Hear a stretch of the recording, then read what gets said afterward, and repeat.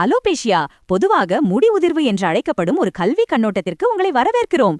இந்த நிலையின் பல்வேறு வடிவங்களை நாம் ஆராய்வோம். அதன் அடிப்படை காரணங்களையும் அடிக்கடி பாதிக்கப்படும் குறிப்பிட்ட மக்களையும் ஆய்வு செய்வோம்.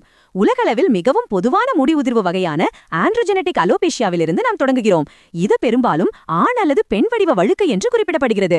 இது ஒரு குறிப்பிட்ட அடையாளம் காணக்கூடிய வடிவத்தை பின்பற்றி முடி மெலிந்து போவதை உள்ளடக்குகிறது. இந்த நிலை மக்கள் தொகையில் கணிசமான பகுதியை பாதிக்கிறது, குறிப்பாக 80 வயதுக்கு மேற்பட்டவர்கள். இந்த ஹார்மோன் டைஹைட்ரோடெஸ்டோஸ்டிரான் மற்றும் மரபணு முன்கணிப்பு ஆகியவற்றால் இயக்கப்படுகிறது. இது மயிர்கால்கள் ஹார்மோன்களுக்கு எவ்வாறு பதிலளிக்கின்றன என்றது தீர்மானிக்கிறது. அடுத்து அலோபேசியா அரேட்டாவை ஆராய்வோம்.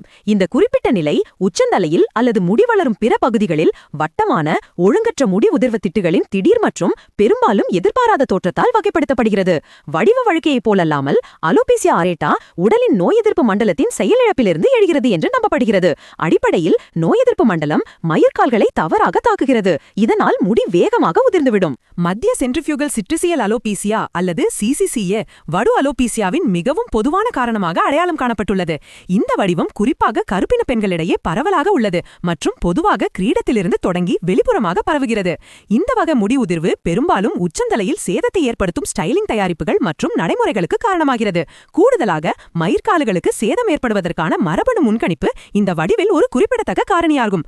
மற்றொரு சிரிப்பிட வகை இழுவை அலோபீசியா ஆகும். இது முடியில் தொடர்ச்சியான மீண்டும் மீண்டும் இழுப்பதால் ஏற்படுகிறது. இந்த இயந்திர அழுத்தம் இறுதியில் மயிர்கால்களை சேதப்படுத்துகிறது. இதனால் முடி உதிர்வு நிரந்தரமாகிவிடும், தொடர்ச்சியான இழுவை இருந்தால். இது பொதுவாக பின்னல்கள், ரோலர்கள் அல்லது உயர் போனிடெயில்கள் போன்ற இறுக்கமான சிகை அலங்காரங்களால் ஏற்படுகிறது. இந்த நிலை பொதுவாக நெற்றி மற்றும் கோயில்களில் இழுவை அதிகமாக இருக்கும் இடங்களில் தெரியும் முடி உதிர்வாக வெளிப்படுகிறது.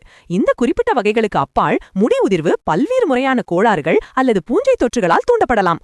இந்த மருத்துவ நிலைமைகள் இயற்கையான முடி வளர்ச்சி சுழற்சியை சீர்குலைத்து தற்காலிகமாக அல்லது சில சமயங்களில் உச்சந்தலையில் மெலிந்து போகும் நிலைக்கு வழிவகுக்கும்.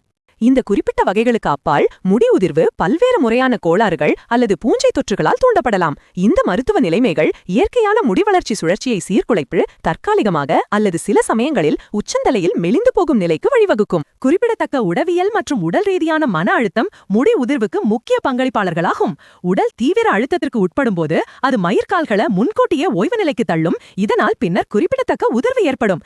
இறுதியாக பல்வேறு வகையான காயங்கள் அலோபேசியாவிற்கு வழிவகுக்கும். இதில் ட்ரைகோடெலோமேனியா எனப்படும் பழக்கமான முடி இழுத்தல் அல்லது கதிர்வீச்சுக்கு வெளிப்படுதல் ஆகியவை அடங்கும். இந்த பல்வேறு காரணங்களை புரிந்து கொள்வது முடி உதிர்வை திறம்பட நிவர்த்தி செய்வதற்கும் நிர்வகிப்பதற்கும் அவசியமாகும். சுருக்கமாக, அலோபேசியா மரபணு வடிவங்கள் முதல் நோய் எதிர்ப்பு பதில்கள் மற்றும் வெளிப்புறமான அழுத்தங்கள் வரை பரந்த அளவிலான நிலைகளை உள்ளடக்கியது.